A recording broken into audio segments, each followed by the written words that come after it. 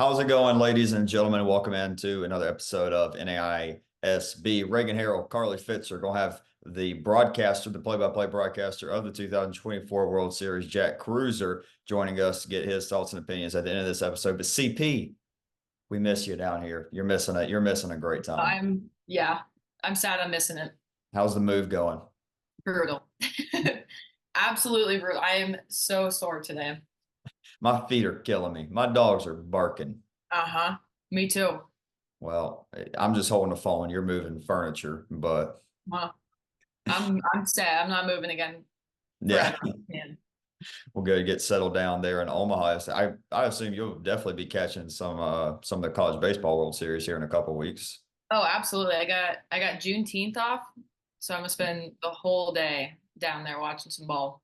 Sick, sick. Well, let's talk a little NAIA softball, Carly. It has been unreal. I don't have, gosh, I should have wrote this down, just thought about it. I mean, we've had what, 8 one-run games, maybe more than that, maybe 9 one-run games. I know we had 3 one-run games the first day. I'm gonna get a for sure number on that. Just first off, how we're going to do this episode, we got the 10 teams. We're going to go through all 10 teams. We'll start with the 4 teams that are no longer with us in Columbus, and then we'll talk about the 6 teams remaining and just what they've done. And then Jack and I will kind of go on a game by game more basis. It was really more me interviewing Jack and getting his opinions. I didn't even have any notes. I just had questions that I had for him. I now have all my notes and everything for this. We did a little time traveling. Jack and I recorded before Carly and I are recording right now. But Carly, just real quick, off the top of your head, just from watching on the live stream, some of your thoughts and opinions. Yeah. I'm gonna start with I'm a little bit surprised at Oklahoma City. A little hurt. I had them winning it all, but you know what? I will be happy now with whoever wins. But I've just really enjoyed getting to watch the stream side of things. Jack does a phenomenal job. Love the different camera angles, the replays, love the big moments. Yeah, it's just been really good softball. Like you said, like the first day we had 3 really good games that I was locked into. Yeah, I was right. It's 7 games that have been decided by 1 run. If you get that throughout the entire World Series, that's an incredible feat in the 18 or maybe 19 games. To have it to up to this point where we played, what, 12 games and 7 of them have been decided by 1 run.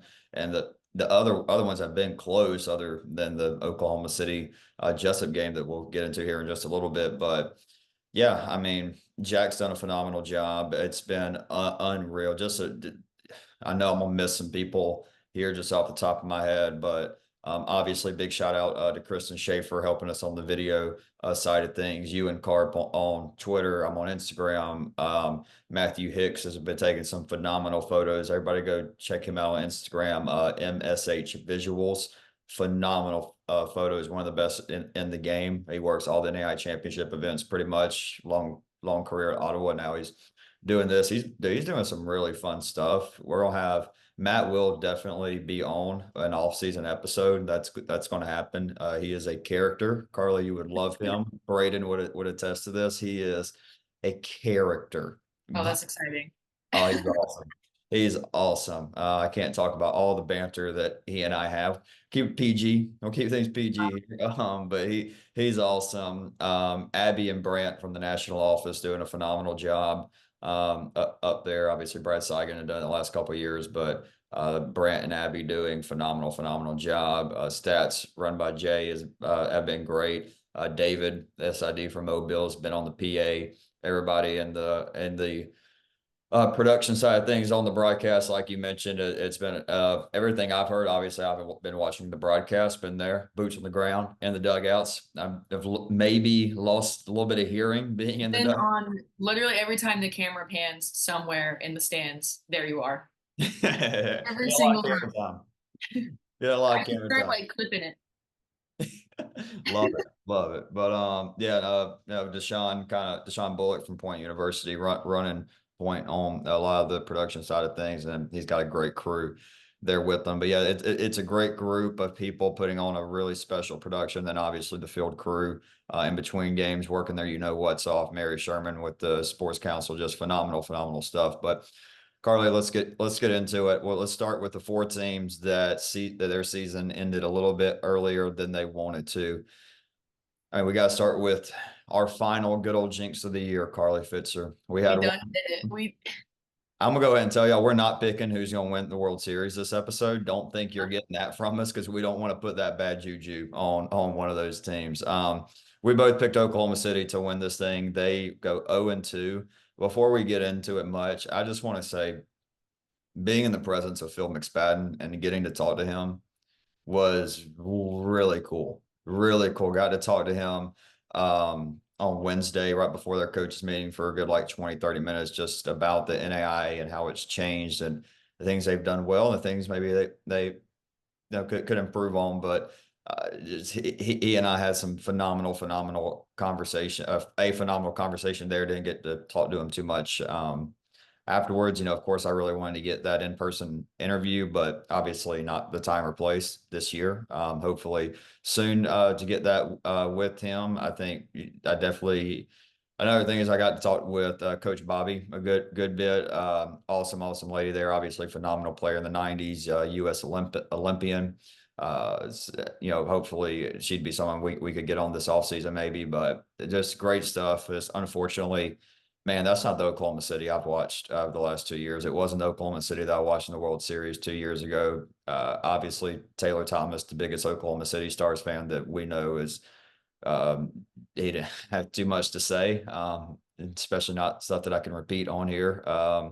Afterwards, he was pretty sad going to work. He had to go to work right after they got to him barbecued out there. I mean, it was just a bad performance. There's really nothing else to say. I mean, Shelby pitched a pretty good game against Cumberlands. Against Jessup, you hear Shelby Cornelison usually sits there about 63, 64, maybe 62 miles an hour, somewhere in that range. To me, it was looking more like 57, 58, maybe 59. And honestly, it doesn't matter if you're missing spots and if you're going to throw in on the inside to Sarah Giles and you miss at that spot and you get it up around the belt, it's going to go far. Same with Sam Lorge, Matt Ibarra. We'll talk more about Jessup later, and then the Cumberlands game,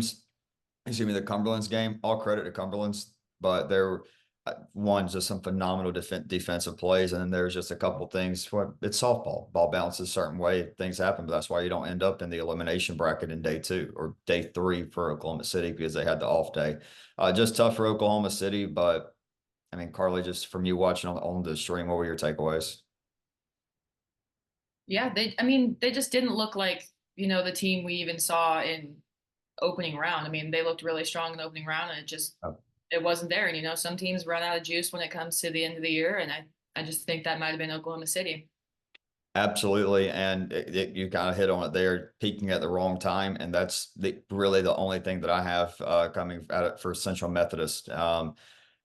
Carly, at points this year, you and I both had the Eagles winning the Red Banner, correct? I know I did Yeah. I'd probably say week by week when I would have my Red Banner pick, I would say Central Methodist spent more time in that category as the top team in the country for me than anybody else, maybe outside of Olu, maybe, but even still, this was a team that I was so impressed with when I saw them in Columbus earlier in the year, so impressed throughout the heart of America. I don't know what happened. This just seemed like a team that lost chemistry. It seemed like a team that this wasn't the team that I watched 2 years or a year ago by any stretch of the imagination. Jordan Ball, she missed a couple spots and USAO made her pay. Credit to the Drovers on that, got her out of the game. Haley Ferris pitched well, Mhm. but just a lot of uncharacteristic mistakes from them, kind of like Oklahoma City, just things that you never see happen with Central Methodist, things that you never see happen with Oklahoma City. It happened to them, and that's the kind of the unfortunate part about this great sport that we love so much is you never know what's going to happen. Teams that have played crisp, clean defense, players that have produced in the lineup all year, player of the year, all American type players, just not having their week, and that's unfortunately softball, and that's the unfortunate side of things for those two teams. So we both thought we are going to make deep runs here in Columbus. Yeah. Moving on, another team that went 0-2. Georgia Gwinnett. I'm not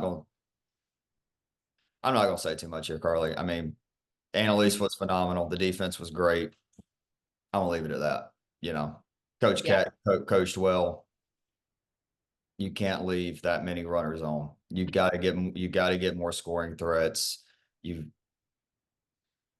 I hope Got there's to produce improvement. offense to win games, and we didn't see that. I'm gonna say the same thing I said a year ago to the T.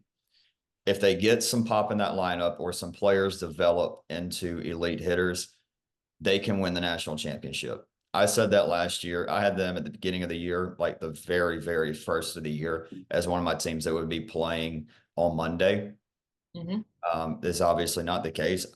I'll say this. I think they overachieved this year. I think them beating Eastern Oregon and Lawrenceville and getting there is a heck of an achievement. And this is a great year for Georgia Gwinnett to get to Columbus. I'm not trying to take anything away from them.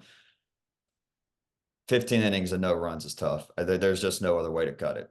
And Yeah. I'll stay with it. If they go and get some bats or someone like Morgan McQuagey, who I was impressed with, if I can say anything about that lineup, she is impressive. Lindsay Owen also is a problem on the base paths. Obviously, Chloe Goins won't be there next year, but outside of that, they've got to get some pop. They've got to get something because they have like dog. They got the pitcher. There are there's not a team in NAI softball that would not take Annalise. I mean, maybe two teams wouldn't have Annalise be their number one. We'll talk about them here in a little bit because they're still playing, but I don't know. That's all I can say. I don't want to go into it anymore without, probably really ruffling some feathers. So I'm gonna leave it at that. Yeah. I'm with you. All right. I'll tell you a team that's no longer playing that I was impressed with. Southern Oregon's gritty as hell. That's a Hmm. great team. Yeah. And target on the back, obviously. Nobody cared they were a 10 seed. They could have been 10, they could have been 1, doesn't matter. They got everybody's best shot. All year they got everybody's best shot. This team got better and better and better and better throughout the year. Carly, I don't know if we'll ever have another Phil McSpadden that's here for 30 something years, that wins 11 national titles. But if there is, it's Jessica Pistol.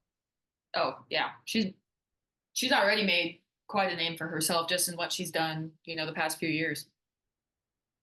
Yeah. I mean, we've got then also in the lineup for them, you got Sarah Curling and Faith Moultrie, just an elite nine-hole hitter in Sarah Curling, and then Faith Moultrie, a one-hole. That's two great slappers in that lineup that sets up the rest of the lineup. I think Jordan Henderson's been phenomenal to watch and see her develop throughout this season. Someone that the coaching staff has spoken very highly of, and her improvement from last year to this year. Somebody that I think is going to be a big part of Raider softball moving forward. Pretty sure she's still got another year. I'm not good with the eligibility thing anymore, but I'm pretty sure she's got another year. She said she smoked two over the left field fence. The only two other players that have 2+ home runs are Sam Lors and Sarah Giles. Pretty good at hitting a softball. They're pretty good at hitting They're softball. pretty darn good. We'll talk about Jesp in a minute. One more point. Katie Machado's a dog, freaking Yeah. dog. Now, she didn't have the Kayla Williams World Series, but she competed. A huge reason why they were even there. I remember in our opening round recap, the performance she put on was like 21 innings, only 2 earned runs for Katie Yeah. Machado. I mean, she had a bruised heel, like a bad bruised heel. When she wasn't pitching, Carly, she's rolling around on a scooter. I Yeah. can't even imagine going out there and having to pitch that much with a bruised heel. Yeah, nothing but respect for Southern Oregon. But it does mean we'll have a new champion, Carly, and it'll be one of the 6 teams that we're now about to talk to. And next time we record, we'll be talking about one of these teams as the 2024 NAIA Softball National Champion. I mean, let's start with the Madonna Crusaders. Alyssa Gauthier, her getting Mhm. her groove back. Obviously, Schloud, talk about her in a second, but Alyssa, their right fielder, getting her groove back is massive. Had the walk off against GGC, a phenomenal game. Let me go back real quick to GGC, and I'll talk about this a little bit more with Jack. I am not trying to discredit anything that the 3 pitchers that pitched at Gwinnett did. Lindsay Shope, Tally Burgess, and Mason Schloud were phenomenal. Don't get that twisted. Yeah. Just let me just back up and put that in that from earlier. But getting back to Madonna, Alyssa had the big walk off. She scored a couple had a couple RBIs against Southern Oregon in that big 2-run shot against the Raiders, which was the big flipping point in that game. Obviously, another phenomenal game there. But Carly, it isn't us because I know we've talked about Mason Schlau, but I just think in a national conversation, it's someone that's been disrespected. Look at the career she's had and what she's doing now in Columbus. Yeah. I mean, yeah, she's showing out on the biggest stage that we've got. Yeah, I mean, 2-1, 20 innings pitched, 5 earned runs, 14 strikeouts, and 3 appearances.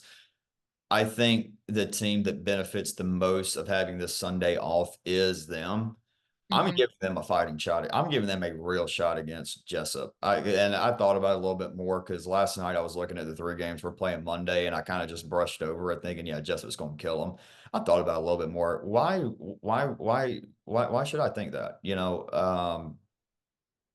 Now, Sophie Williams is a phenomenal pitcher, and she was able to hold them down, but that's on back-to-back days of pitching. What's Mason going to do now? Obviously, pitching 3 straight days is tough, but she's got a freaking rubber band for an arm. So she gets that day off, a little bit of rest. I think she alluded to a little bit in the post-game interview. I think pitching down here in this heat and humidity is helping her instead of pitching in the cold when you're tight and everything up in Detroit or just outside of Detroit, where they're at in Michigan. So I think that's helping her a little bit. And Jessup took a gut punch. And we're going to see how they respond. But that's a gut, how they lost yesterday, as Yeah. phenomenal of a game that was, that's a gut punch. So we're going to see day off. They'll get their pitching back, which moving on, we'll go on to Jessup and Carly. Let you talk a little bit about the Warriors here. Man, they took a gut punch. I'm really interested to see how they bounce back against Madonna. Yeah. I mean, when you just look at their lineup, I mean, they have the best 2-3 hole hitter combo in the country behind um, Ybarra and Giles. I mean, Giles 4 for 6. She's got 2 home runs, 5 RBIs, 4 walks. Surprised as many people are pitching to her as they have, but Sam Lord just having a great outing here at the World Series. She's got 2 home runs, 6 RBIs, is now the Jessup home run queen, Yeah, which Sarah's got to be right behind her too she now. has to be, Uh, right? well, Sam, that was home run number 31, and I can't remember how many home runs Sarah hit last year in her first year with Jessup, but she's at 20, so she's got to be single She's been digits. knocking on the door, right? Yeah, but I mean, obviously, I don't see her catching Sam, unless she just gets meatball, meatball, meatball. I'm gonna go say this, and this is gonna PO some Jessup people. Hey, don't pitch to her. Like, just don't. And all respect to Sam Lors, obviously phenomenal hitter. Don't pitch to Sarah. Like, I'm sorry if I'm in that other dugout, she's getting 4 out of the zone. And I want people to pitch to her as much as anybody because at this point, we're knocking on the door of a triple crown watch. Batting average is done, checked off. Fontenot's still there. Obviously not going to improve, but she's also not going to get worse. But now I'm pretty confident in saying she's good with it. And if she goes over, it's not like she's going to get the RBI one anyways. Home runs check. She got to 20, the only player with 20 home runs this season. So congratulations, Sarah Giles, for that one. She's 2 RBIs away. She's got 74. Abby Madre has 75 for Marion.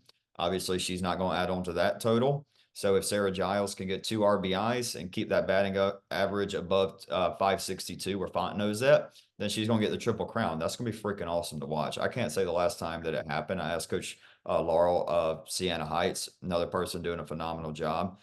Her, Paul Hunt, Todd Humphrey, Michaela Semino, all those coaches doing a great job down there. Bill with the umpires. Umpires have been good. Hmm. We're going to talk about replay here in a little bit. My thoughts on the replay system. We'll circle back to that at the end. So stay tuned for that. Before we get talking about with Jack, don't try not to. I'm gonna add a little note here at the bottom of I our. would say, if So not, I'll remind you because I'd like to hear kind of your yeah. thoughts on it. But Sarah or Carly, I've got to get on you. I got to get on you. You had this team getting two in barbecue. You've been the number one Jessup You warrior. didn't have to out me like that. Oh, I had to out you like that. Oh, I had to out you like that. But you had a fair Oh. reason. You had a fair reason. It was the pitching, but the pitching's been great for Jessup here. Not okay. It's been good. I'm not gonna say great because when I think great, I'm thinking like You Macy. don't, and Oh, when you been have that good. lineup, you don't have to be great. You Sure. give give your offense a chance to keep you going, and you know, Yeah, and it's been great. It's been good enough. I tell you who I think was great. I mean, Tara Goats had Oklahoma City fooled, and I Mhm. was surprised the first time through that lineup. I was like, okay, she's got their number. Or not. I'm sorry. I was like, okay, this changeup's got Oklahoma City beat, but now they've seen it. This is arguably the best lineup in the country, contact wise. Obviously, power wise, it's Jessup, but contact wise, Oklahoma City's been one of the best lineups this country. Surely they'll sit back on that changeup and be able to go. Then she mixed in some other things, but still, the changeup was fooling the stars, which was and surprising, which we've already talked about. This whole outing in the World Series has been surprising for Oklahoma City.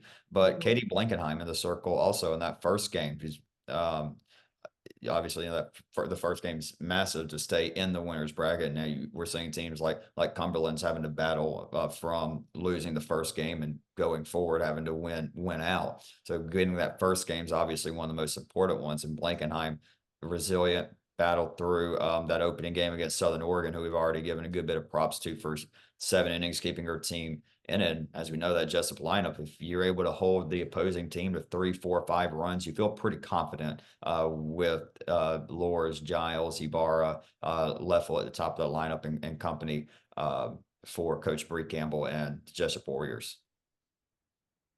Yeah. I'm sorry that I put them at 0 and 2. Not very Jessup fan of me, but Yep, and Sarah Giles has got your oh, it's upstairs, but she's got that signed softball for you. So I'll I'm have very excited. So Sarah, thank you. Been your biggest fan all year. she misses you, wishes you were here for sure. I wish. All right. Oregon Tech. Offense offense needs to get going. Offense got to get going. Offense has got to get going. We saw it a little bit against Cumberlands. Now they have faced some really good pitching. They faced some really good pitching. I already talked about Shope and Burgess a little bit, and Cumberland's the next team we're going to talk about. And then Cassie Valdez. Oh, we got some Cassie Valdez takes. We're ready to shoot out. Just give us a minute. Give us a minute. Easy, Coach Bruce. We're getting to you. We're getting to you. Um, yeah, at the beginning of there against Cumberlands, it was almost word for word what we said in the opening round. Is like Malia Mick starting to get a good swing, get on Hmm. base, big sis gets in, move her over, and then you got Puake Milborn, you got Lexi Klum, you got Seaver. It's like, all right, here we go. And happening against Cumberlands, they just ran into an absolute dog in Cassie Valdez. I'm really interested to see what happens in this now third World Series game in 2 years between the Owls and the Patriots. Because Casey Schmidt, again, said it in the World Series preview. Is she going to overwhelm you with speed? No. Is she going to overwhelm you with spin? Not necessarily good spin, but it's not just going to wow you. It'll wow you, but it's not going to be like her spin is unreal. I think she's the best spot hitter I've seen here. Yeah. Like I'm not saying that I could go back there and catch her, but I feel like I could. I feel like I would drop a lot less of hers because she's a spot hitter, and that's Yeah. one of the things that Cumberland's kind of struggles with. Now 14 innings, 1 earned run against Cumberland's in Columbus. You look at that first, I mean, the biggest moment, Carly, by far, maybe in all of day one, but undoubtedly in that Oregon Tech Cumberland's game, Carly Oliver and Amber Gaynor get on base, second and third, nobody out. First inning, here we go. Pats are here, about to get rolling. Boom, boom, boom. Weak contact, strikeout, weak contact, got out of it Yeah. against the 3-4-5 for the Cumberland's Patriots lineup. And Which then is it hard. was over. You look at Olu. She gave up the three. She was a losing pitcher against Our Lady of the Lake, but it was a hard hit single from Cassie Valdez, a walk, move the runners over. So it's second and third, one out, and then kind of a weird play there with Alyssa, their Olu's catcher. Just a little check swing caught off the knob of the bat, but it's softball. Baseball is nothing that we haven't seen before. It's not. I'm gonna say it's unlucky. Play. Anytime you got runner second and third, put the ball in play. Good things happen. Check swing, it happened, and it, maybe it floats into a glove, and maybe there's 2 outs, and who knows how the game goes. But if ands and buts, we ain't playing that crap. So ball falls perfectly in between pitcher Casey, and then Nita at second and Puake at first. One run scores. Then Ava Hernandez, good little RBI single, 2-0. They had a little some nifty base running, and it messed up Oregon Tech's infield. An error makes it 3-0, and Cassie Valdez in the circle, three runs in the first inning. That's a death sentence. But Casey Hmm. Schmidt was able to settle in. But I'm not going to knock Oregon Tech's lineup at all for that game. Again, we'll talk more about Cassandra Valdez here in a minute. But moving on, Cumberland's Patriots. Carly, I gotta say, I know that's something you'll probably appreciate too, just being a softball girly and having a good appreciation for the game. I love what Bailey Dillander is doing with this pitching staff in Columbus. It's what she's done. This is her style. I love the string she's pulling right now. I like it too. Yeah, so Lindsay, so kind of what the process has been for the 3 games, it's been the same. She starts Lindsay Shope, who has been a great starter, gets it Mhm. going, maybe allows the base runner early, but is able to work through it. And then it's get her once through the lineup, then teams maybe start barreling her up a little bit. Tally Burgess, who Boom. and Shuts like it. yeah, and hey, there's no hiding it anymore. You see Tally walking around the stadium in between games with the sling on, so it's not exactly like we're trying to hide anything or keep anything off record. Everybody's seeing it with their own eyes at this point. But out of the bullpen, Tally Burgess, 3 appearances, 12 and 2/3 innings, 8 strikeouts, 4 hits, 0 runs. Talked about Schlout, that off day is huge for her. Same thing for Tally. And look, if there's any team that can get through this elimination bracket, I just pitching wise, pitching depth wise, we haven't even seen Morgan Radford yet. Yeah. So don't know what the status on her is. We saw her pitch four or five big innings against Coastal Georgia in the opening round championship game. But I love what the Pats are doing in the circle. And then, I mean, they're getting on base. They're Mhm. getting on base. Amber Atkins has impressed me. It's a real solid week for her. 4 for 9, couple RBIs, had the walk off against Georgia Gwinnett. Defense has been unreal. Defense won them that Oklahoma City game. Yeah. Yep. Some pitching was big too, but the defense, I mean, it stopped rallies. I mean, huge plays and left, huge plays and right. Both of them going to replay. I'll share my thoughts on replay again in here in a minute. I don't think Phil McSpadden's a fan of replay. I'll leave it at that. But like I said, they got to start producing runs. Yeah, I love a home run hitting team as much as the next. We're looking at Jessup hit home runs, and it's freaking awesome. Yeah. But there have been times this year where Cumberlands has relied on the long ball, and it's come back to bite them. Hmm. There's just moments with runners in scoring position where it's like, we don't need a long ball. We need a line drive, get a ball on the ground, get a ball on the ground. This is a hard infield to field on. You know it, Carly. This is a hard infield to field on. We're seeing great players make some mistakes on the infield already here. Hmm. Throughout the week, it's just going to get harder. It's just going to get rougher. Now, some rain yesterday, maybe some more rain tomorrow. Okay, now maybe that evens it out a little bit, but still they got to start getting some hard hit balls on play. I think it's this simple. Now 1, 2, 3's got to keep getting on base, which the Gainers and Oliver have been getting on base. By the way, Carly Oliver's play yesterday. Oh Dude, God, I dreamed of making cool plays like that. that was awesome. That was awesome. Yeah. I don't know what we got to do to get on Sports Center top 10, but what are we doing? There's been some great plays I know that have been submitted. I ain't seen them on Sports. I don't really watch. I don't watch that show anymore. Whatever. Yeah. Another rant for another day. Save that one for the off season. But it's this simple. So 1, 2, 3, keep going. Mackenzie Keats, Bailey Turnbow. They're the key. Get Yep. going. They got to Got it going. don't need them hitting home runs. Need them putting the ball in play. You've got 3 phenomenal athletes. 1, 2, 3. Oliver and the Gainers. They're getting on base. I think they're going to keep getting on base. Keats and Turnbow got to drive them in. They do that. this thing can get through the elimination bracket, they can still win a red banner. It's hard. It's unbelievably difficult.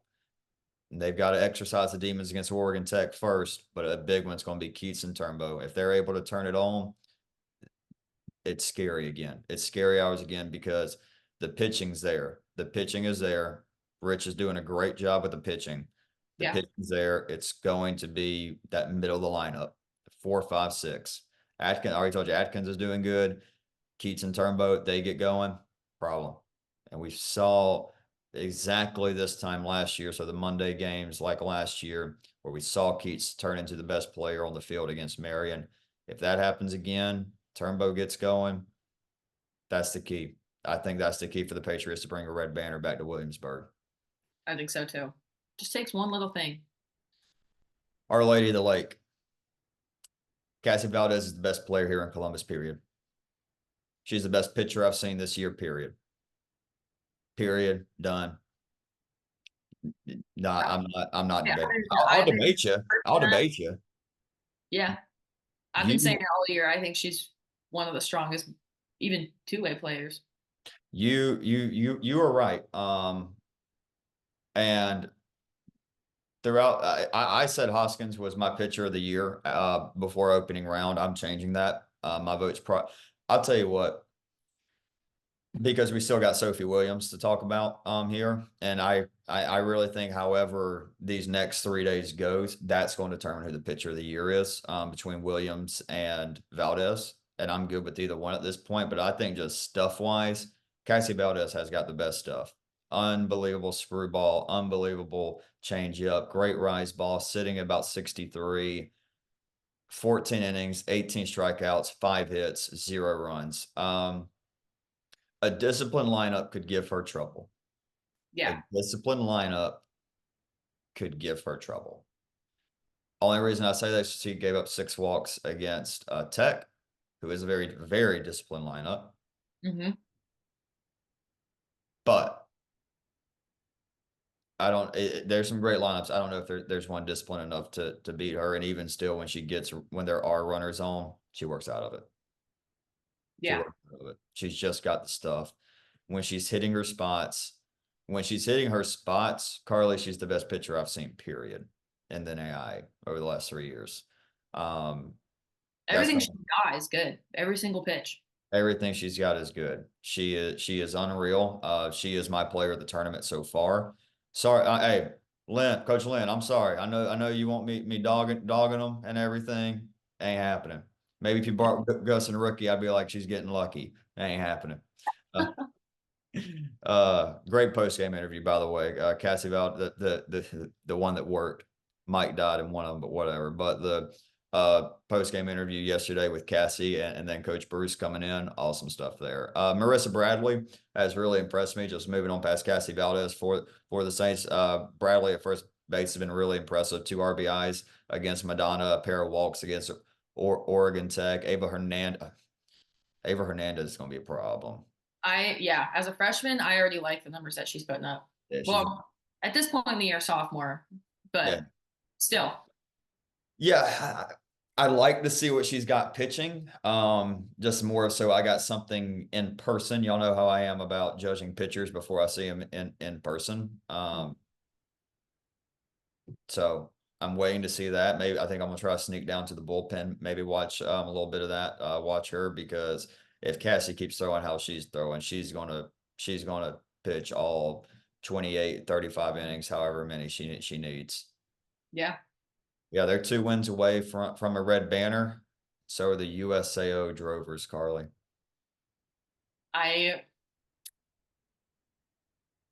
Do you think they have one of the most electric dugouts at the series right now? Yeah, it's the best dugout. Yeah. Yeah, I can tell just from the stream. You can tell. You go listen on the Instagram stories. That's why I like filming from the home dugouts, just so you can get that feel of like being in the dugout, a little detail for the folks on the Instagram story. It's unreal. I mean, that USAO Jessup game, Carly, that's the best softball game I've ever been at. Just from an atmosphere standpoint. I mean, the game was great too, but I mean, you just think about just pure gameplay, like I mean, like the Madison White walk off last year against Baker, the Haley Harrell walk off against Weber 2 years ago. But just, I had chills. I had legit chills. And look, to get chills in Columbus, Georgia this year is saying something. God almighty, it is hot. It is hot, hot, It looks humid. like it. It feels like it feels like I'm back in Florida. It is humid. Um, I told the Oregon teams that I was going to get payback for it snowing on me a couple weeks ago, and I am getting my payback. A little bit more than I care for. I'll just Okay, Brother Nature. I'll just what's up, brother? I'll say this. I hope everybody enjoyed seeing me in pants the first day because that crap ain't happening again. I promise. We're shortsing it. We're shortsing it the rest of the week. But yeah, I mean, this is an electric team. Carly, they've won 30 games in a row. This is a team. I can't go into it. This is a team playing for. You can tell they're playing for more than what's just going on and Mhm. on that field. They got a little something extra going for them. I mean, Sophie Williams. If Cassie Valdez isn't the player of the tournament, then it's Sophie Williams. She's getting it done. I mean, really, she's having a better hitting week than Cassie. Now, Yeah, Cassie's doing a good job at the plate. Don't get me wrong, but obviously, what Valdez is doing in the circle is the big deal. But I mean, Williams is 5 for 6 with the game winning RBI yesterday, and she scored a run in their first game also. But she's I I love her energy. Like watching her um just in the circle. I mean, even the smallest play, she's fired the heck up. there's a lot of great pitchers here that would have crumbled under what happened yesterday. Excuse me, Yeah, yesterday. yeah, First inning, she pitched to Sarah. It's what we wanted. It's what we yeah, wanted. What we all yeah. wanted.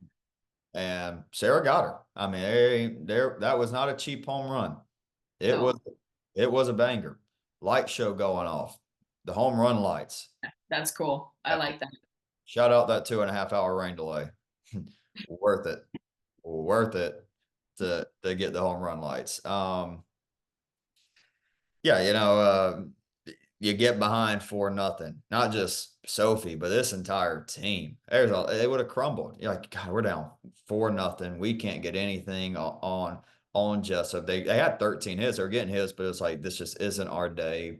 This isn't our game to win. It didn't. I mean, through 4 innings, this just felt like Jessup's game to win. I'm like, well, this is not disappointing, but it was like, God, I thought this was going to be just an epic slugfest, and Yeah. then into one.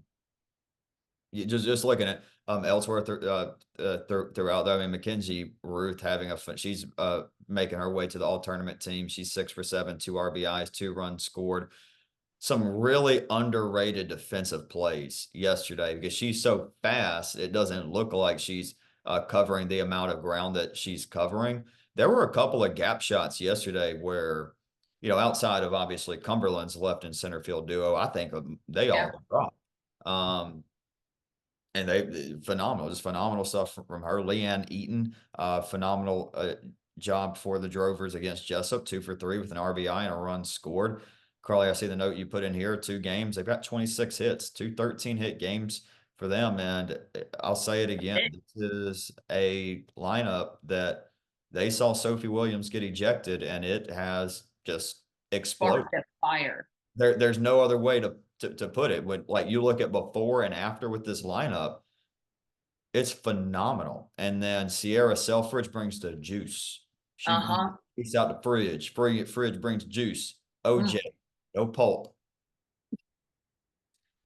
firing up the crowd. Yeah, I mean, those are thoughts on 10 teams. Carly, what do you have? And then what are you most excited for? Just looking at the matchups on Monday. Oh man. I I just think it's going to be really good softball. I mean, we're getting down to the end of it. Teams are playing to stay alive and keep their season alive. And I don't know, especially Owls and Cumberlands. I think that's probably the one that I'm looking the most forward to. But other than that, all around, it's gonna be phenomenal softball. I think USAO Olu has just so many storylines in it. So Mm, many board potentials. I mean, you win yeah, that one. Somebody's got to go get you yeah, twice. You win that's a that really one, big game. dog. You win that. Because here's the thing. I'm looking at this. You win that one. You get a day off. So you get 2 off days in 3 days, fresh legs, fresh arm. Going into Wednesday against a team that just had to battle through the elimination side now, that they have to beat you twice. You know what could be a real deal scenario though that I'm seeing possibly like this is a real possibility here. Okay. So Williams versus Valdez is Yeah. still going to be the matchup on Monday. Whatever happens, happens. Let's say for simplicity, Olu wins that one. They move on. Okay. So USAO goes to the elimination bracket, and whoever they face, they take care of business there. So that first game will have USAO versus Olu in the championship game Wednesday. Let's say USAO wins that one with, again, I would assume Cassie Valdez and Sophie Williams. Hmm. Carly, we could have a situation where we have two. Oh, I know what you're talking about. I think I do. Keep going. We could have a situation where two freshmen will be pitching in the circle for the Red Banner with JJ Anderson and Ava Hernandez. That would be absolutely electric. The script writers in the national office at Kansas City. Who If wrote that? you right here, brother, I'm working on it now. Taking it to Hollywood. That would be epic. That would be epic. Would. Jessup Madonna. I like Schlout on a day's rest. I like Schlout on a day's rest. I love Jessup getting to recharge the batteries though. That's gonna be a good matchup. And now Madonna's lineup starting to kind of get going, and absolutely zero disrespect to Blankenship or Goats or anybody pitching for Jessup. Madonna's faced some really tough pitching. They have. They've gone through the ringer so They far. have gone through the ringer. I mean, they had to face Valdez, they had to face Jarvis, they had to face Machado. I mean, they're ready. I mean, this lineup has They're seen battle tested. they are battle tested now, and they get a day off. Schlout gets a day off. So knows everybody, but I think that day off benefits Mason Schlout and the Crusaders more than anybody. We'll see. Again, we're not giving predictions at this point. Sorry, we're not. I'm just not putting bad juju on any of these teams anymore. I'm done with it. And then Oregon Tech Cumberlands. Said in the World Series preview. Casey Schmidt's got this lineup's number. Does she get it a third time? Does she get them again after seeing them? Are we going to see a different pitcher? Are we going to see somebody? Are we going to see one of the other pitchers for Oregon Tech step up? We could. But for me, I think the big one of this is whose lineup's going to have their breakout game here. Can one of those offenses? Because I'll say this: if one of those offenses has their breakout game Monday, that gets to rest all day and then come back Tuesday and play let's see, they'll play the winner of Jessup Madonna. Yeah. I love that for them. And then whoever it is going to be like, does either pitcher have anything left in the tank? Because I've already talked about Oregon Tech and Cumberlands. I like their staffs. I like multiple pitchers to be able to come out and do a little something for them. We'll see. Again, we haven't really seen Radford, so I don't really know what the plan is there, but I like Staub. I mean, I like Staub for Oregon Tech. Yeah. Allie Just Parker's interesting still. Don't really know what we'll see if we see Allie Parker. Doesn't look like Coach Greg Stewart's. He hasn't used her yet. He hasn't needed to really use her. He hasn't needed to use anybody other than Casey. And we know that he's quick, if not necessarily quick to pull the trigger, but he's not afraid to go to Staub. And we saw him go to Parker in a conference tournament game. So yeah. maybe an opening round. I can't remember if she pitched an opening round or not, but I mean, Parker's got legit stuff. And I've seen the hardest throwers there that we've had in the country. She throws harder than anybody that I've seen. That's a legit 64 to 65. It's a great changeup. Now, will she be able to throw it for strikes? Will she be able to hit spots? Is she going to be trusted against these elite lineups? I don't know. But just going back to it, it's got to be the lineup's got to get going. Yeah. Because when Oregon Tech's lineup gets pissed off and gets going, now they can get through the elimination bracket. And like our boy Braden Carpenter said, with them, he has them winning the World Series this year. Could certainly happen, but they got to get going. And then same with Cumberlands. But yeah, gonna be some great games Monday. I'm really excited. But replay. All right, Yeah. Let's hear it. let's talk about it. I think it's a great addition to the Mhm. World Series.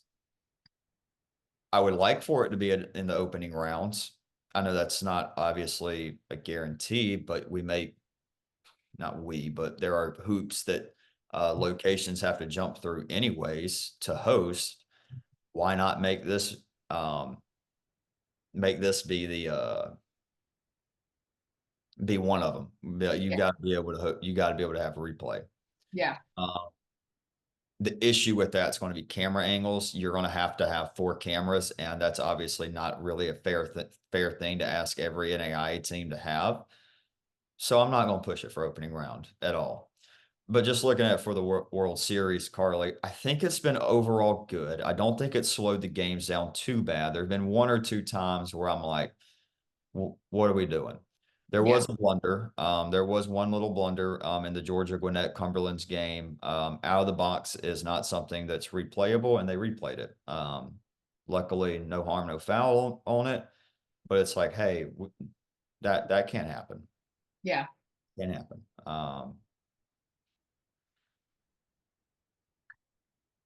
I would have liked to have known about replay before we did our World Series preview episode. I would have really appreciated somebody letting us know that. I would have Yeah. really, I'm not gonna go into it too much on it. I would have really appreciated somebody letting me know. All the coaches say you knew before, cool. So they all found out on Friday, and it's been known for a while. I would appreciate a coach or somebody letting us know. Yeah. We are what we not to be like this. Y'all know I don't ever want to be like this, but hey, we're covering the sport. We are the only ones covering the sport pretty much outside of some local people. We're the only ones covering on a national level. Help us help you. Yeah. Help us help you. That's something that needed to be talked about in our World Series preview episode, and it wasn't. And there's parents, there's fans wondering like, why wasn't it talked about? So we're just finding out about it either from our daughters, like we're the news. We're the news. I would appreciate that being something that's relayed to us either from the national office or from coaches in some capacity. I'm not mad about it. I'm not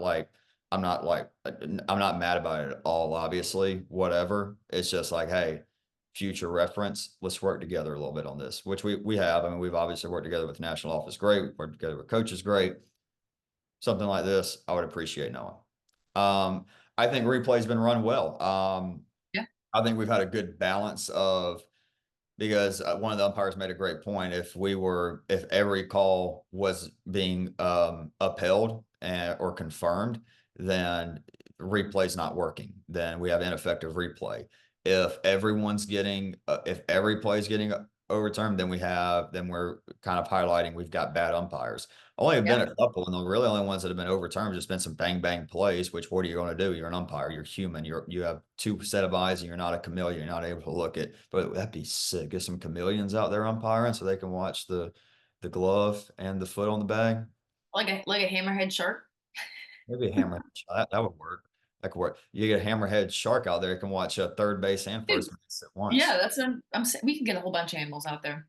Animals out there. Get like a silverback gorilla. You think a Uh-huh. coach is going to go out there and argue with a silverback? I don't And think so. put him at home. Hmm. That was outside. All right. No lot. No, I bet. No lines will be drawn in the dirt with a silverback gorilla behind home plate. I can guarantee that. No. I don't know. Sophie Williams or a silverback gorilla. It'd be a good one. It'd be a good fight. Give me Yeah. Soph. Give me Soph in 5 rounds. TKO. Yeah. Uh, no, it's run well. The umpires have been great. There was one incident where obviously if you're a coach, you cannot argue after replay. Coach Phil McSpadden, he didn't He didn't really care about that too much. 2 pitches in the game, he's getting a warning. It was awesome. It was awesome. Yeah, again, um, just phenomenal stuff. Atmosphere has been great, been run unbelievably well. I think getting to meet Coach McSpadden, one of the cooler moments for sure. I was starstruck. I was starstruck for about 10 seconds, and then he's just a cool dude. I mean, you wouldn't know he's the all-time winningest softball coach in college softball history. He's just a down to earth, cool dude, interested. He said, I'm not big on social media, but team talks about you. Keep up the good work. Love if you're doing that. And I'm like, hell yeah. Hell yeah.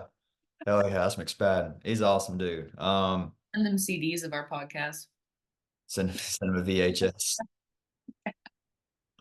It'd be great. That'd be great. Carly, anything else before we kick it over to Jack? No, I think we're good. All right, well, we're going to send it over now. Mr. Jack Kreuzer. We're going to talk to the play-by-play broadcaster and get his thoughts.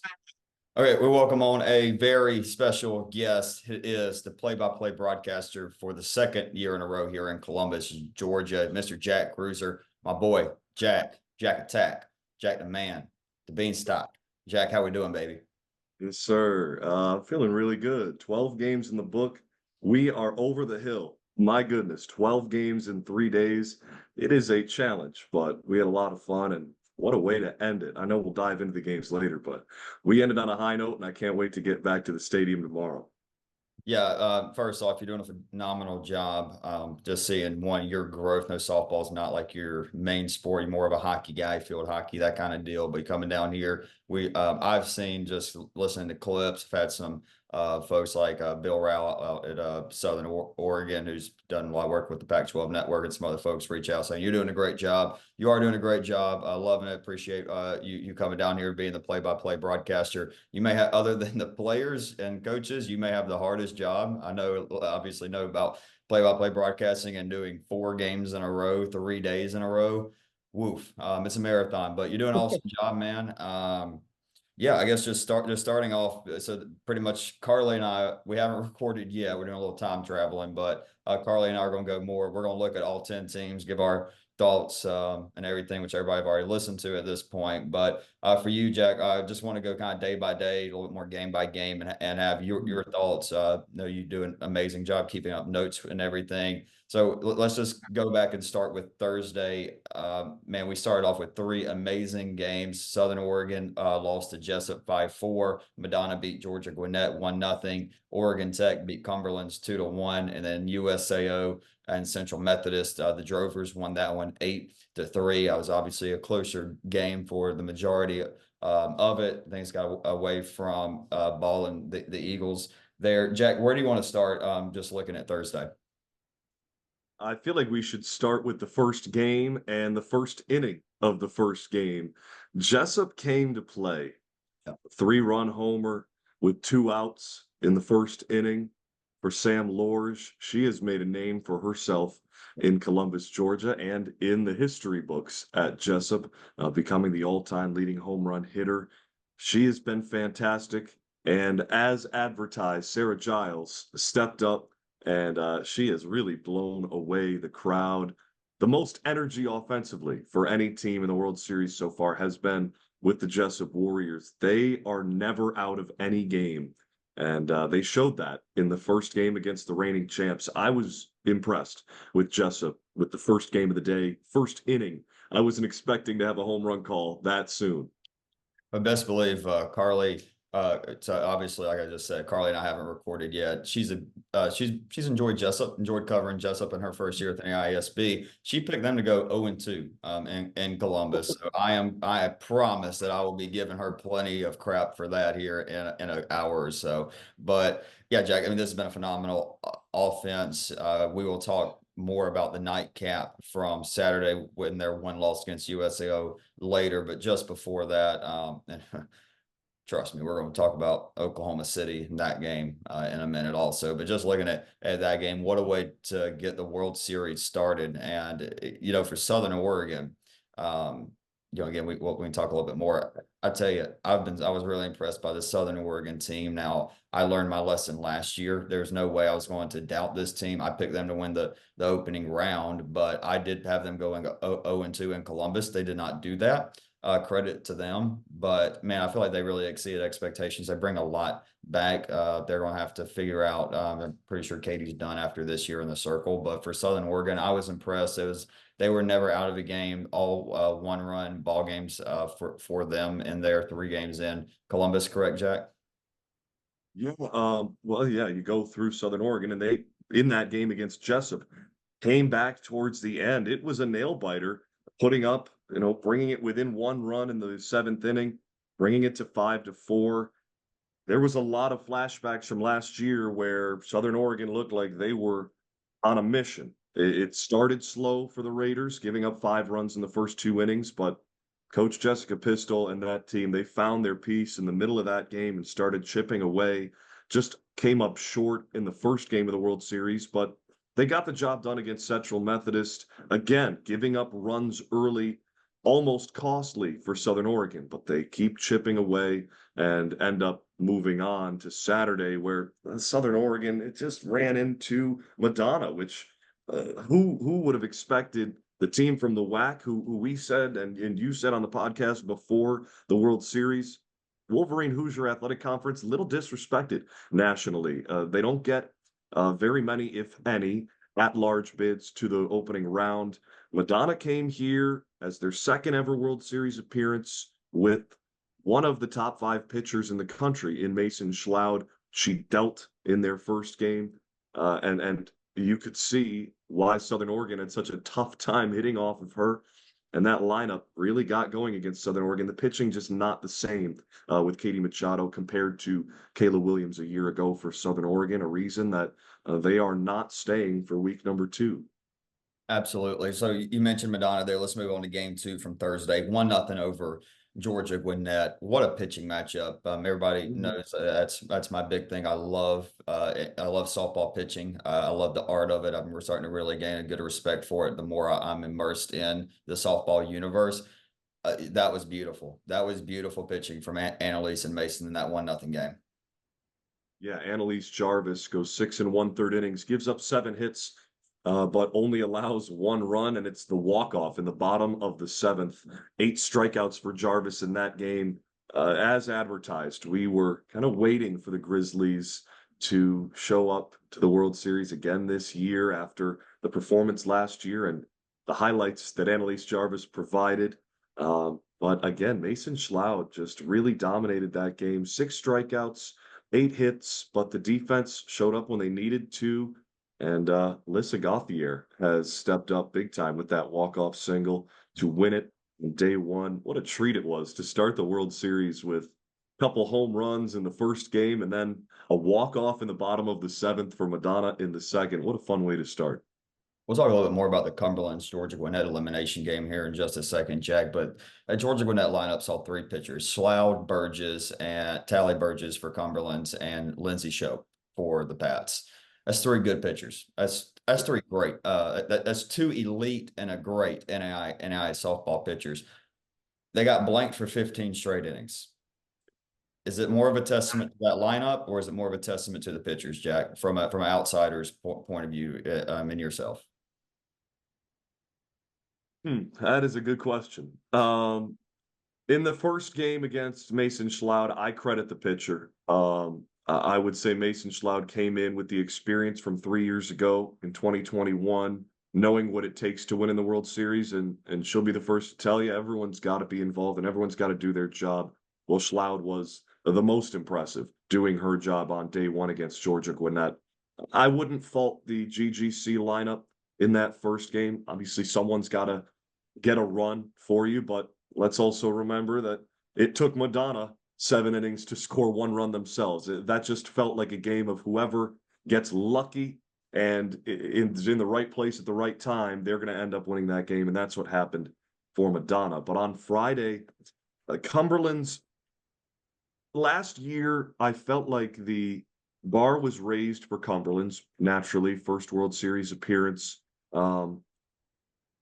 Without a couple key pieces from last year, I was curious to see how Cumberland's would look this season.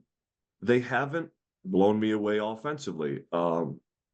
Naturally, in that game against Georgia Gwinnett, they only win 1-0. Again, bottom of the 8th.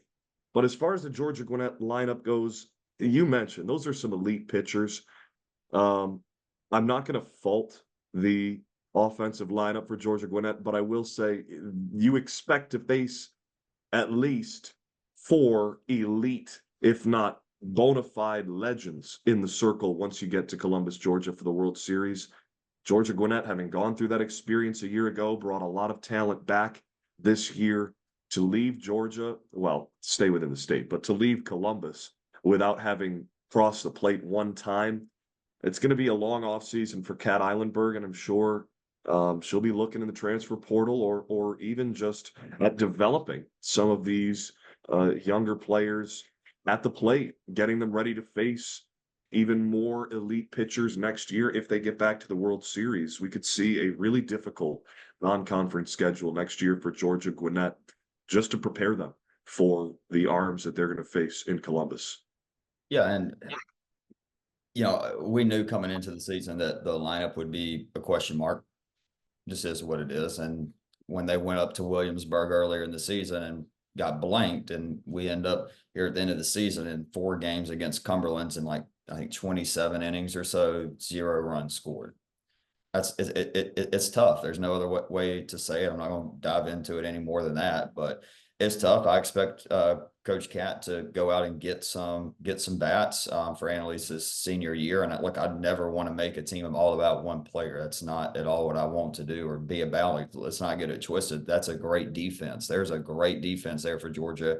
Gwinnett AG is a great catcher behind the plate. There's great defense around Annalise. There's zero debate about that. Coach Cat is a great strategy coach. Huge reason why they're in Columbus is her ability to coach and her ability to develop. That being said, gotta go get some bats. Gotta go get some real threats, some real power threats. And the reason is, Jack, imagine if there's a Sarah Giles. Imagine if there's a Carly Oliver. If there's just 2 or 3 of those in that lineup, do you think that team's still in Columbus right now? Well, no doubt about it. They would have, more for the opponent to think about. And not to harp on Jessup so much, but when you've got players like Sam Lors and Sarah Giles in your lineup, forces the opposing manager to really assess the situation and figure out how you're going to attack the top of that lineup and that segment of the lineup every time they come around to bat. It's a lot more on the opposition and naturally is a massive advantage when you've got some power hitters. But yeah, when you look at Georgia Gwinnett, I mean, they're going to lose Chloe Goins, the senior. But aside from that, everyone's set to come back. Morgan McQuaig at third, I think can blossom into a really good piece. Maybe climb up from that 5 spot. I know that's her lucky number. It's it's wears number 5, plays position number 5, bats number 5. But if she can turn into a 2-hitter or a 3-hitter at this point in that lineup, with Goins leaving, that's your number 2 spot open. I'll be curious to see how Kat Eilenberg assesses this lineup and yeah, just real frustrating because it's not for a lack of getting on base. Against Madonna, Georgia Gwinnett left 2, 4, 6, 8, 11 batters on base throughout that game. It's just timely hitting. And I don't know, like I said, in the Madonna game, if you can fault the Georgia Gwinnett lineup, that's really good pitching when there's pressure on Mason Schloud with runners on base, leaving runners on base and scoring position for 5 or 6 of the 7 innings played in that game. And then against Cumberlands, again, there were less hits. I don't know, Reagan. This is a really tough situation, but that's why you and I get to just watch We get the the easy teams part. unfold. Yeah, exactly. I would not want to be Kat Eilenberg on that bus on the way back up to Georgia Gwinnett after getting eliminated. Well, moving on, let's stick to the theme of great pitching. We got it in the 3rd game on Thursday, Oregon Tech and Cumberlands. Man, Casey Schmidt just has the Pat's number for now. We'll see if that holds true. We got a feeling that's who Cumberlands will get to see for now a 3rd time. But looking at overall combined, go back to last year and now this year, this is obviously a really good Cumberlands Patriots lineup. Has it been what it's been throughout the year in Columbus? Not yet. We saw a little bit of it start to develop against Oklahoma City in the Saturday game, but Jack Casey Schmidt now has tossed 14 innings and allowed 1 run in Columbus, the biggest stage against the Cumberlands Patriots. Will she be able to do that again, or do you think third time's a charm for Cumberlands on Monday? You're really putting me on the spot here. Having to pick the game. My goodness. I'm sorry. You're a play-by-play broadcaster. You can't do that. But what about, how about, let me rephrase. Why do you think Casey's had this success against Cumberlands? Sure. I appreciate it. I'm not, even if I could pick this game, boy, I'm just excited for the storyline with Oregon Tech and Cumberlands. Having spoken to both head coaches and a key player on both teams earlier last week now, in preparation for their first meeting, which was that Thursday 2-1 win for Oregon Tech, I asked them both about the scenario of the fact that Oregon Tech sent Cumberlands home a year ago for the Pats. They were excited, get some revenge. Oregon Tech didn't really phase them. You know, Coach Stewart is not this rah-rah coach that's going to say, we got to show them who we are and beat them again. That is a really calm Oregon Tech lineup this year. Last year, they had 3 freshmen starting in the infield. This year, they all return as sophomores, and Kayla Mick is in her final year at short. They only traveled with 11 or 12 players that are available to them this World Series. When they make noise in the dugout, it is almost as loud as any other team aside from the USAO Drovers. But Oregon Tech, that is a real family up in Klamath Falls. And you can see that when they're at the bat and when they're in the field. There is a real sense of confidence with that team that is kind of going overlooked, I feel, at this point in Columbus. They haven't faltered aside from a couple defensive errors against Our Lady of the Lake Saturday, and we'll get there. But that is a real confident team that I could see going on a bit of a further run beyond Monday. On the flip side, Cumberlands, we have been waiting for their offense to get going. We mentioned the walk-off winner against Georgia Gwinnett on Friday to eliminate the Grizzlies. But man, Cumberland's just scoring 1 run in the first 2 games, and then Oklahoma City, who knows what was going on with OCU. Cumberland scoring 4 runs in that game. I'm still waiting for the Cumberland's offense. We saw it with 4 home runs last year with Mackenzie Keats, and it felt like they were the Jessup of a year ago, where here we go again. There's Cumberland's. They're going to score another big-time run here. Yep. I'm waiting for the Pats to show that. And you saw them in the opening round plenty of times throughout this season. You've seen the Pats play. And maybe you can speak better on when and what it will take for this Patriots lineup to get going offensively, because I don't know if Casey Schmidt's going to give up too many. You know, and Jessup falls in this category too. It's just they're hitting the ball over the fence, so it works. But obviously, I'm a big Atlanta Braves fan, and in the back of my mind, throughout last year, even though it was a historic year offensively for the Braves, when you rely on the long ball, when you're a long ball team, don't get me wrong, they got the Gaynor twins hit a ton of doubles. Carly hits a ton of doubles. They're able to hit line drives, but they're a home run hitting team. That's their strong suit up and down the lineup. And when it's on and you're doing it, it's awesome. We're seeing it with Jessup. It's phenomenal. But you're going up against the best pitchers in the country. Look at Casey Schmidt. What does she do well? Is she going to blow you away with speed? No, she's going to sit in the low 60s, which is good for the NAIA level. Don't get me wrong. I mean, I'd love to be able to throw a softball 60-something miles an hour underhand, but is her spin insane? It's good. It's not insane, but she dots every pitch. I think that's why she's having the success against this Cumberland's lineup. Now, will she be able to do it again? We'll see. But I think Casey's having a phenomenal World Series. Again, we talk a little bit more about that Olu game here in a minute, but it wasn't like she was getting hit around that game by any sense of the imagination. And after the first inning, she was shut down. But let's pick up the pace just a little bit, Jack. No, you got to teach. Before we go on, Reagan, I do just want to say I think the key to this World Series run for the Pats, it is Mackenzie Keats. She was 0 for 4 in their last 2 games, was 1 for 3 against Oregon Tech the first time. Now, granted, had an RBI against Oregon Tech and against Oklahoma City, but batting in that 4 spot, I think Keats can provide that Sam Lorge type Sure. of player for the Pats in that lineup. If Keats doesn't get going against OIT, Cumberlands could be sent packing. Uh, I'm not going to disagree with that. She's important. I think defensively behind the plate is very important for her, but I think it's 1, 2, 3. The Gaynor twins and Carly Oliver got to get going. They've been Sure. doing phenomenal defensively. They got to get going offensively. If that Well, happens, Amber, and that Amber one, two, Gaynor. four, if that one, Mhm. 2, 3, 4 really get going and get after it, it's going to be a problem. That's going to be then they can get through the elimination bracket. And with the pitching, I think in the teams in the elimination bracket, Jack, their pitching staff is the best equipped to get through and get back to the uh championship series. Um, I'm not. Not to harp on the Pats, but like Carly Oliver had maybe the game of the tournament against Oklahoma City. Defensively, she Yeah, was phenomenal. Offensively, she goes 0 for 2, but on a walk scores a run. yep. The Gaynor twins, Amber has been, I think, one of the most effective offensive pieces.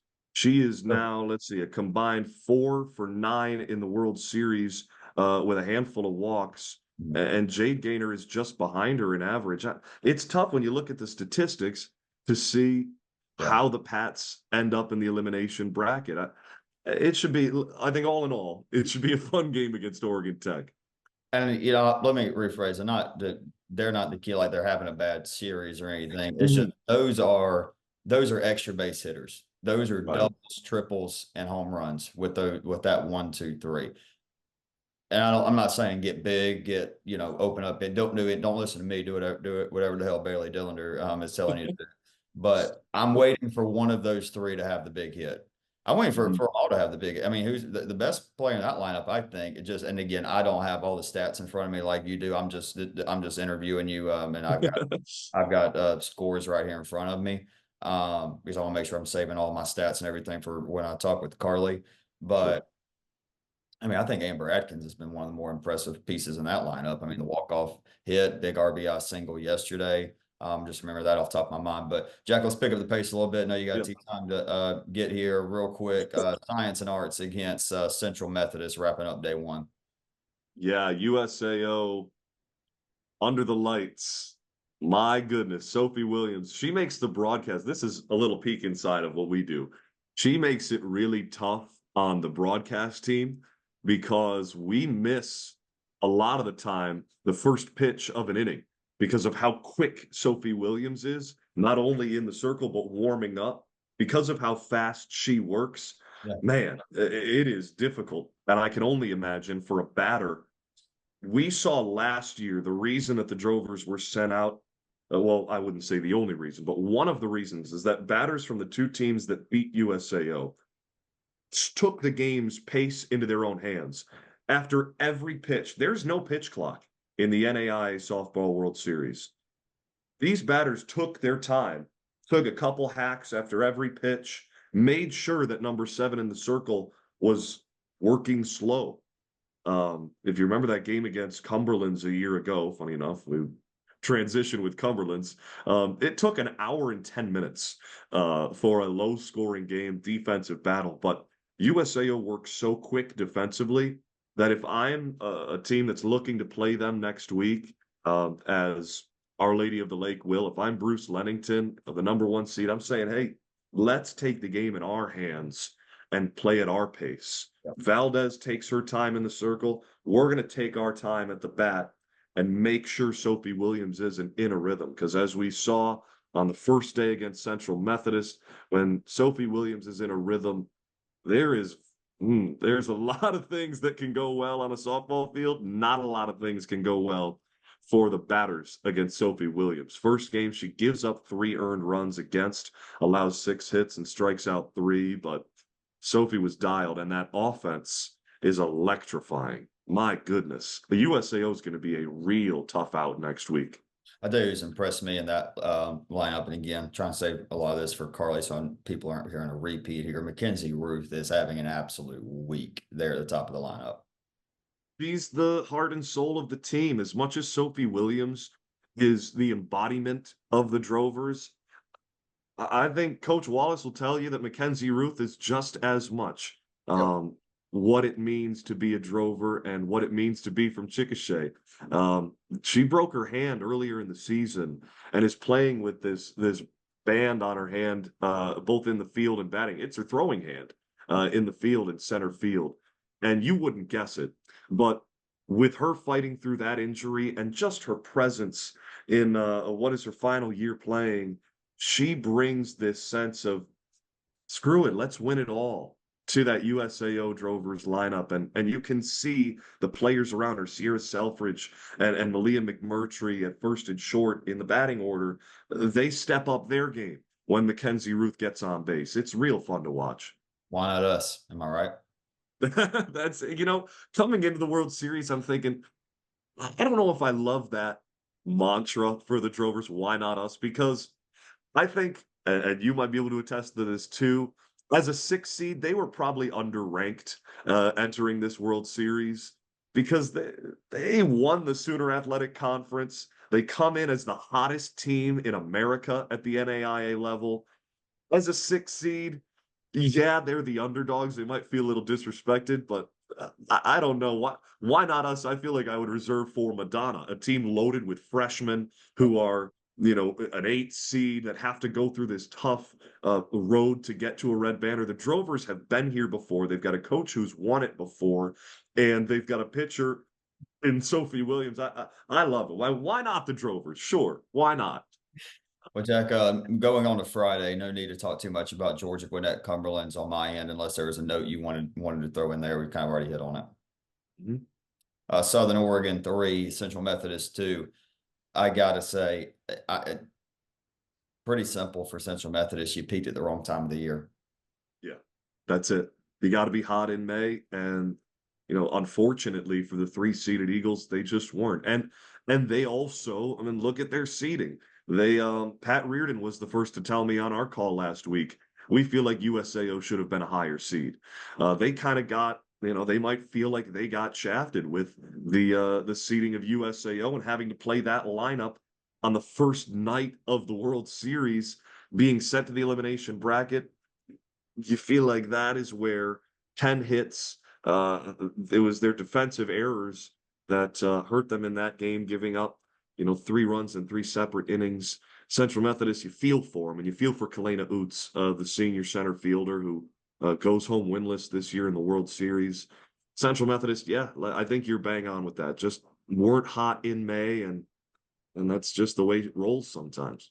And I mean, speaking on the seniors there, I mean, same with Madison White, unfortunate into a phenomenal career there. Obviously excited to get to work with her next season, but yeah, I mean, tough. But on the flip side, credit to Southern Oregon. I mean, one of the grittiest teams here once again, and obviously, whenever a team gets eliminated, I make sure I go up to the coach, tell them great season, everything, and I make sure I let Coach Jessica Pistol know this was a phenomenal year for them. I mean, what they did, I don't think a lot of people would bet against them coming back to Columbus, but from this year. But everything that they lost, from a coach to Williams to obviously Riley Donovan, which is funny, a good of a year as Sarah Giles having me talking about it. She's still about 21 RBIs behind Riley Donovan's total from last year. But just thinking about that. But yeah, moving on though.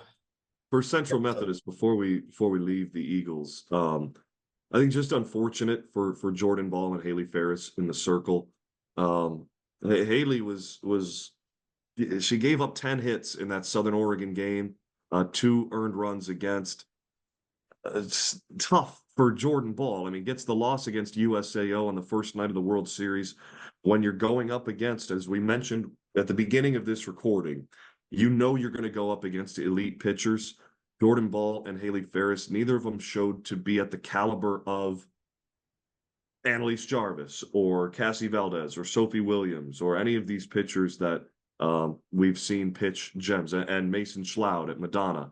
For Central Methodist, yes, they didn't peak at the right time, but their pitching just wasn't up to caliber. And I hate to say that because I really enjoyed the time spent with Pat Reardon and the players that I got to interact with with the Eagles, but unfortunately the defense just was not up to par, and par is the Masters level par at the World Series. So just unfortunate for the Eagles.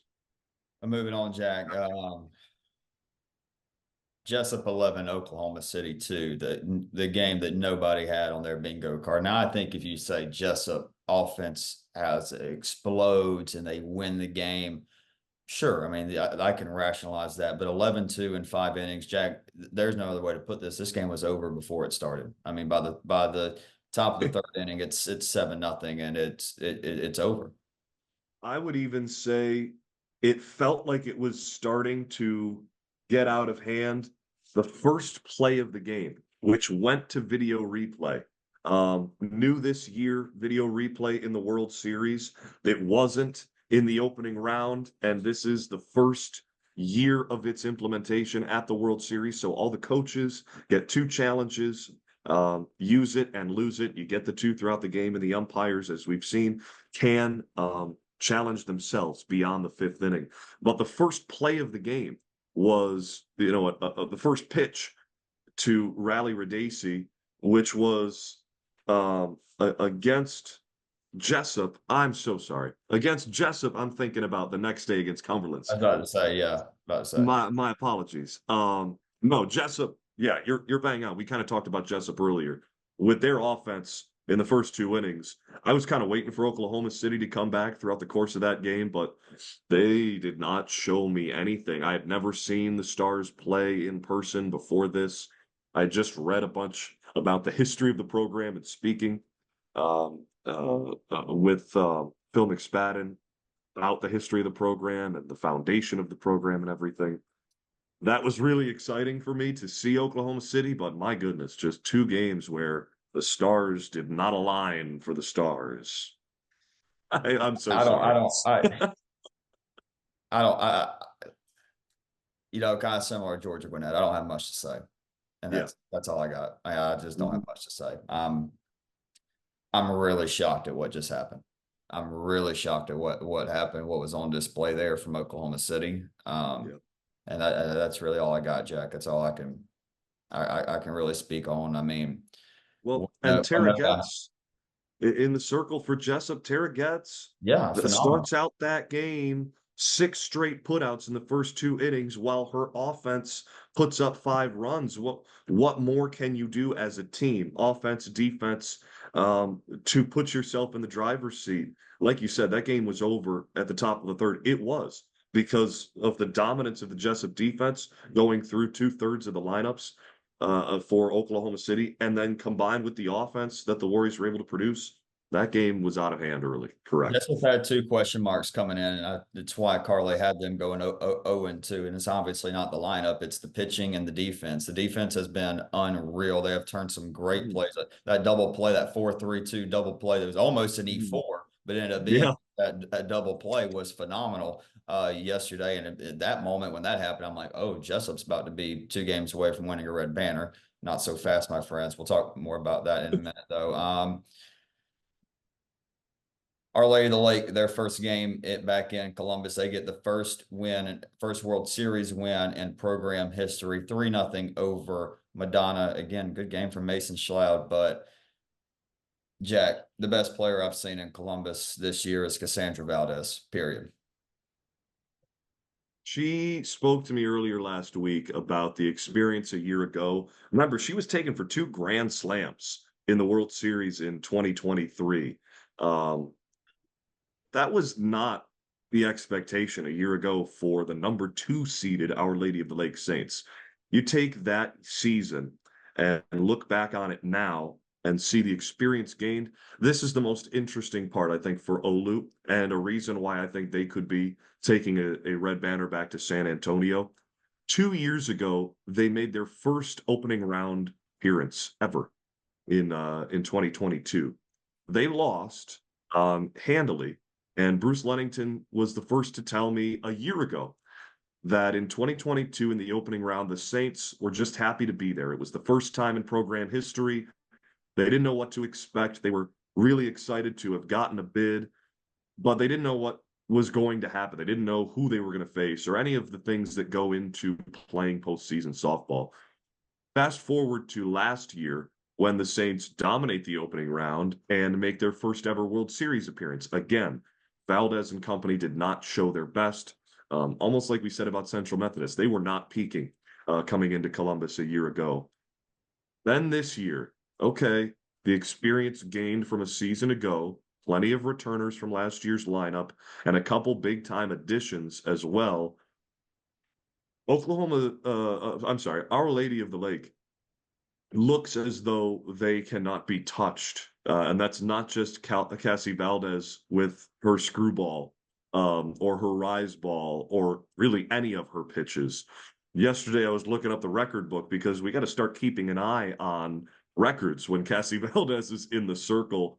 You never know when she can start creeping up towards 14, 15, 17, 18 strikeouts in a game the way that she's dialed in right now. It's great to see for the Saints, just in a storyline standpoint, to bounce back from last year and put on a performance of a lifetime so far.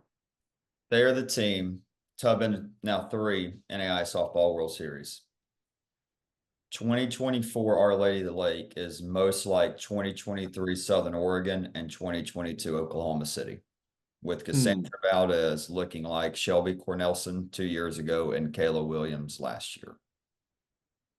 I'll tell you another, someone that's really impressed me for the Saints has been their first baseman, Marissa Bradley. She had a big RBI